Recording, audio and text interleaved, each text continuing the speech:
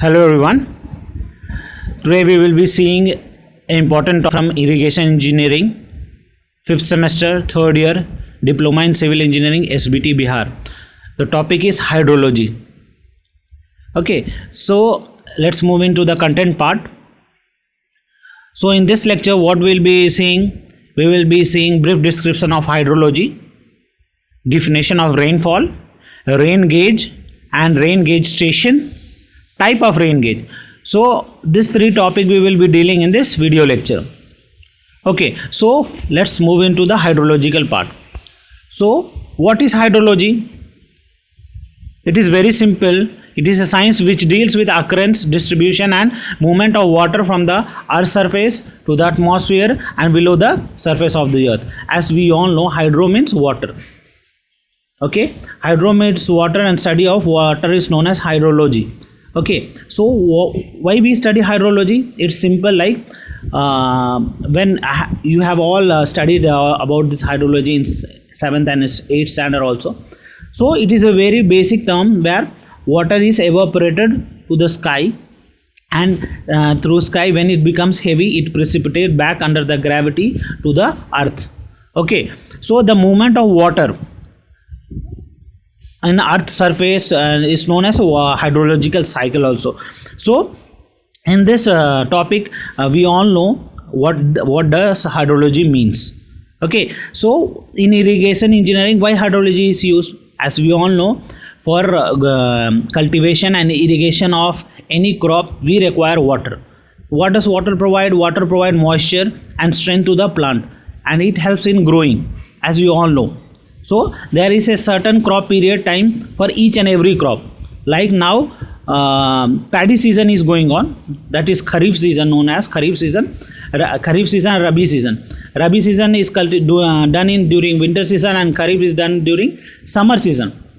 So during summer season, paddy is planted and it requires water to grow. Okay, so let's move into the topic that we were dealing with, hydrology. So hydrology is movement of water, which deals with occurrence, distribution and movement of water on earth to the atmosphere and back to the earth. Okay, so it is similarly like a circulatory system. इसको हम लोग क्या बोलते हैं?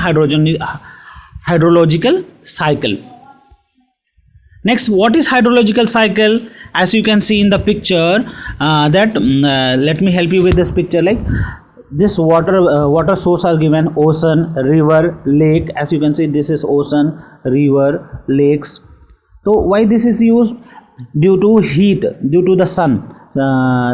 Heat comes to the ground, to the earth, and it evaporates. While evaporation, water forms in water vapor. Like water changes to water vapor and it condenses, like it goes up. Okay, when the clouds become heavy, under the gravity it falls. It is known as precipitation, or you can call as a rainfall. Okay, so here all the process occurs. Okay, so you should understand hydrological cycle, like why it is done, how hydrological cycle is possible. As we all know that sun has provide too much temperature, like temperature is too high, so under the sun's temperature the water boils and it evaporates. While evaporates, it goes to the atmosphere. In atmosphere it becomes heavy, and under the gravity it falls back as a precipitate. So it continues, the cycle goes on. Okay, that is known as a hydrological cycle. What are the components of hydrological cycle? So what are the topics? Just now we have seen hydrological cycle. In that, what are topic we are going to see? What are the components of hydrological cycle? Number one is precipitation. What is precipitation? It is a form of rain, snow. That waterfall from atmosphere is known as a precipitation. Okay. Evaporation. What is evaporation? It is a physical process in which water converts into vapor and it transfers into atmosphere from the surface of the land. That is known as evaporation. How evaporation is possible? When temperature increases, the water converts to vapor, and by physical process it goes to the atmosphere and back to the land. Next is transpiration.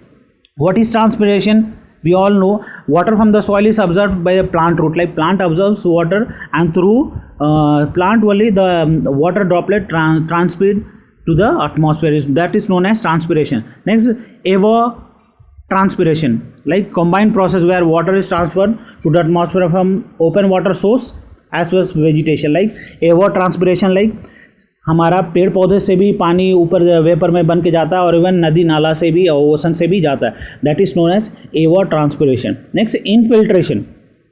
What is infiltration? Like simple सी बात है, infiltration means movement of water from land surface to the upper layer of the soil.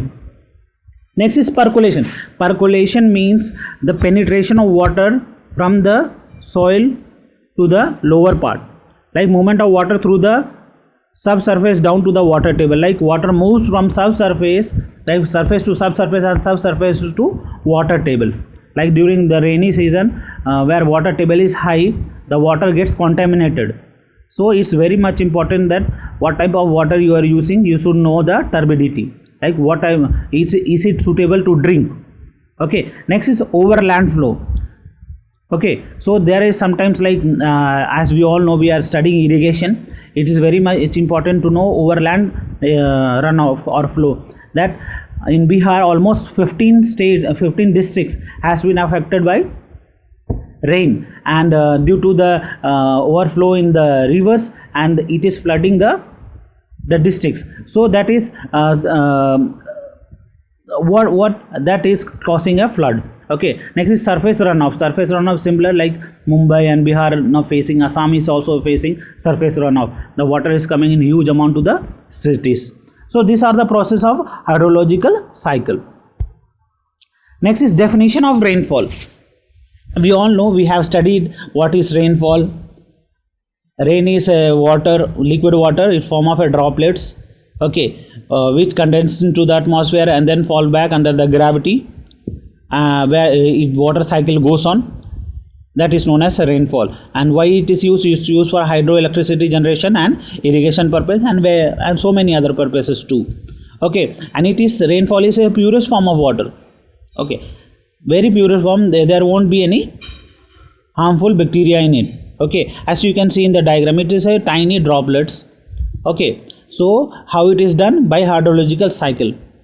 Okay, next is rain gauge.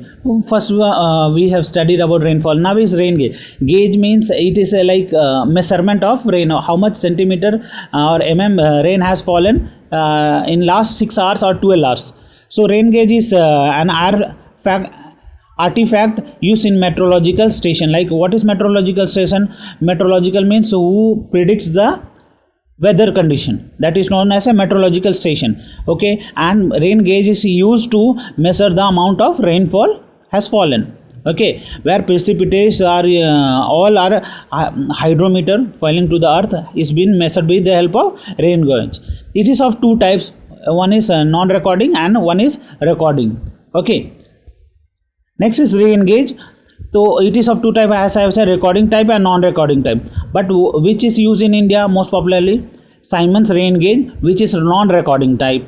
Okay, the recording is set at 8:30 am. Okay, and rainfall is more intermediate reading is taken every 5 hours 30 minutes.